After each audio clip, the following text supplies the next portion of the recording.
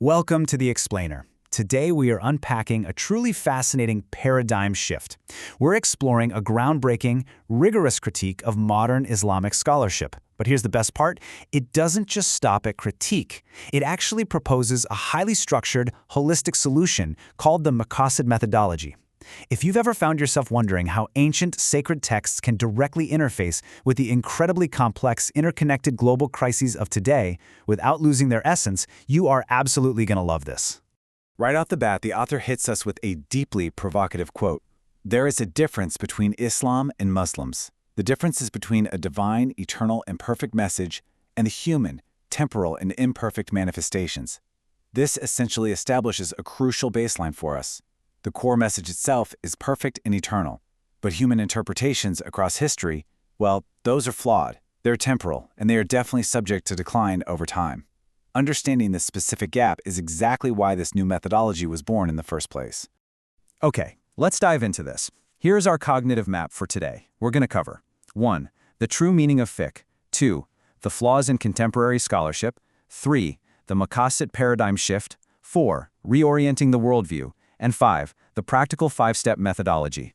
Section 1. The true meaning of fiqh, from a holistic science to rigid law. So think back to early fiqh. The word literally translates to deep understanding. And back then, it was entirely holistic. The thinkers at the House of Wisdom, they didn't separate theology from science, not at all. They were encyclopedic scholars merging medicine, sociology, politics, and astronomy into one unified worldview. But during the eras of historical decline and colonization, fiqh severely shrank. It diminished into these rigid schools of legal jurisprudence that focused way more on rote memorization than on deep, interconnected understanding. Basically, that beautiful holistic web was broken down into fragmented, isolated silos. Moving right along to Section 2, Flaws in Contemporary Scholarship, the 5 Key Limitations. The author identifies 5 critical flaws holding modern scholarship back. Number 1, imitation, or taqlid. Number 2, partialism, or tajzi. 3, apologism, or tabrir. 4, contradiction, tanakud. And 5, deconstructionism, or tafkik. Now we're going to briefly unpack those first 2, because they are honestly the biggest roadblocks to solving any modern problems. So the first massive roadblock is taqlid, or imitation. In a nutshell, this is the unquestioning imitation of inherited historical opinions. Instead of going directly to the original source text to solve a brand new modern problem, there's this heavy tendency to blindly rely on what past scholars said centuries ago. And you can see the issue there, right? Quoting a historical figure from the 10th century to solve a 21st century economic or psychological crisis fundamentally limits our ability to address complex modern realities. It just doesn't work. Then we have the second massive flaw, tajzi, or partialism. This refers to the unfounded divisions and strict disciplinary boundaries that completely distort holistic meanings. By artificially isolating disciplines, say, completely separating modern medicine from ethics or public health from economics, we literally destroy the interconnected web of meaning. Think about it. Complex, real-world crises, like a global pandemic or environmental degradation, simply cannot be solved with partial, fragmented thinking. Which brings us to Section 3, the Maqasid paradigm shift, moving toward purpose. All of this begs the central question, right? Why Maqasid? Why is purpose the key to shifting our worldview from those fragmented pieces we just talked about back into a beautifully integrated puzzle? Well, the answer lies in these 3 crucial orientations. First up, a future orientation. Instead of obsessing over past causality, always looking in the rearview mirror, Maqasid focuses on future aims. It's about pulling our reality toward a much better future state. Second, a critical orientation. This approach empowers scholars to actively critique our current lived reality against higher moral objectives. And third, a comprehensive orientation.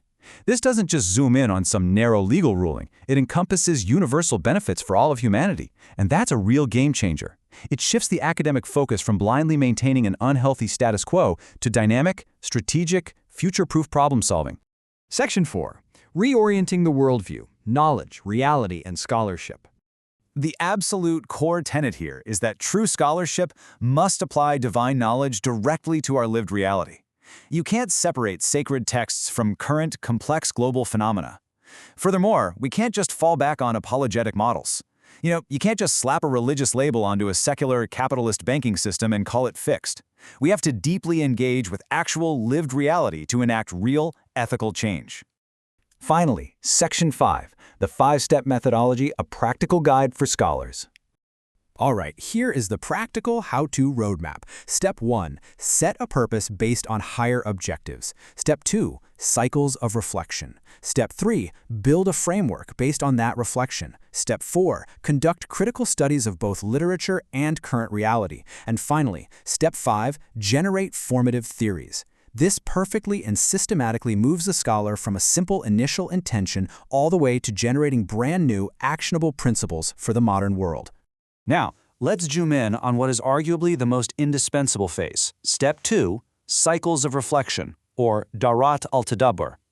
This requires repeated, incredibly deep contemplation upon the entirety of the source text.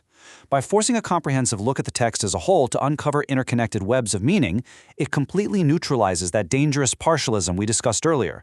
You can no longer just cherry-pick a single quote out of context, you have to understand the entire web. So what's the actual outcome of all this continuous reflection? Well, it physically builds a cognitive map for the scholar, generating what the text calls the 7-element composite framework. And those 7 interconnected elements are concepts, objectives, values, commands, universal laws, groups, and proofs. Don't think of these as just an isolated list of bullet points, but rather as connected nodes in an integrated web of understanding. Every single time a topic is researched, say family law, economics, or medicine, it is rigorously mapped against all 7 of these elements to ensure a perfectly holistic understanding. This ultimately leaves us with a pretty stark choice, doesn't it? We can stick with fragmented disciplines, isolated problem-solving riddled with blind spots, or we can embrace the Maqasid's web, purposeful networks that seamlessly merge ethics, science, and law. It vividly illustrates how we can actually resolve the historical decline we started this whole discussion with, turning disjointed, siloed fields back into a unified, purposeful worldview that genuinely benefits humanity. Which leaves us with this final, incredibly provocative thought to ponder today. How could a purpose-driven, deeply interconnected worldview fundamentally reshape the way we solve tomorrow's complex crises? If we stop looking at problems in isolation and start looking at the holistic web of meaning, purpose, and values, what incredible, groundbreaking solutions might we uncover for our future?